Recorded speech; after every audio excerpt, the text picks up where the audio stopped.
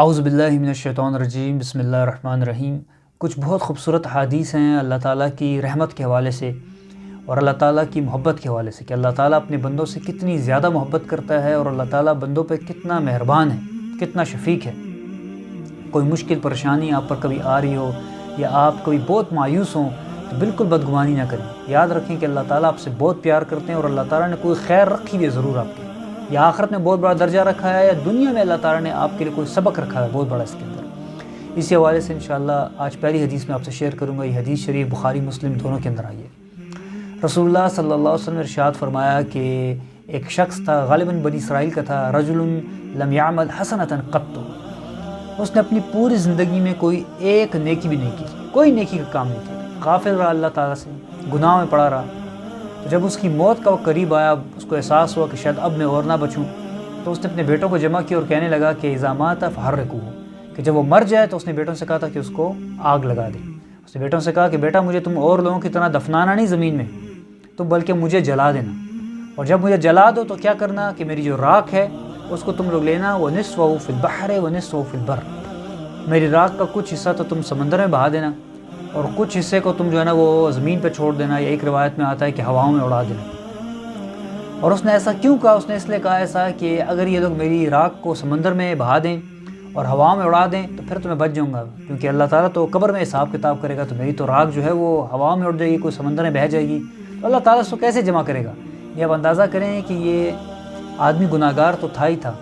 لیکن اللہ تعالیٰ کی صفات سے بھی کتنا غافل تھا کہ اس کو معلوم ہی نہیں تھا کہ اللہ تعالیٰ تو قادر مطلق ذات ہے اللہ کی، وہ تو کن فیکون، ایک کام کہتا ہے ہو جاتا ہو جاتا ہے وہ کام۔ یہ آدمی اللہ تعالیٰ سے بھی کتنا غافل تھا، اس کو معلوم نہیں تھا۔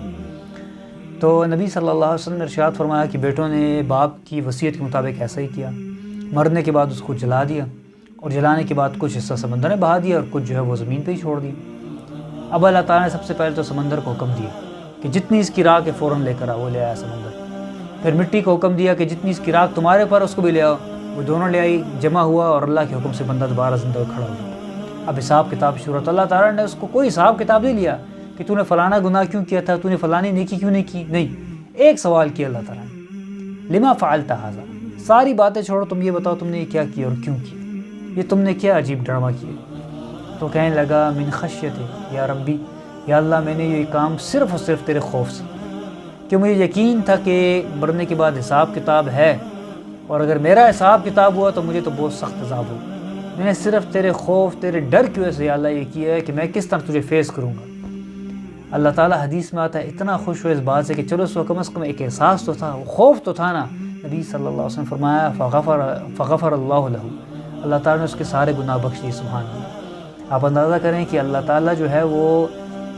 بہانے ڈھونڈ رہا ہے کہ بندوں کو کیسے معاف کریں، وہ اتنا زیادہ محبت کرنے والی ذات ہے اللہ تعالیٰ کی۔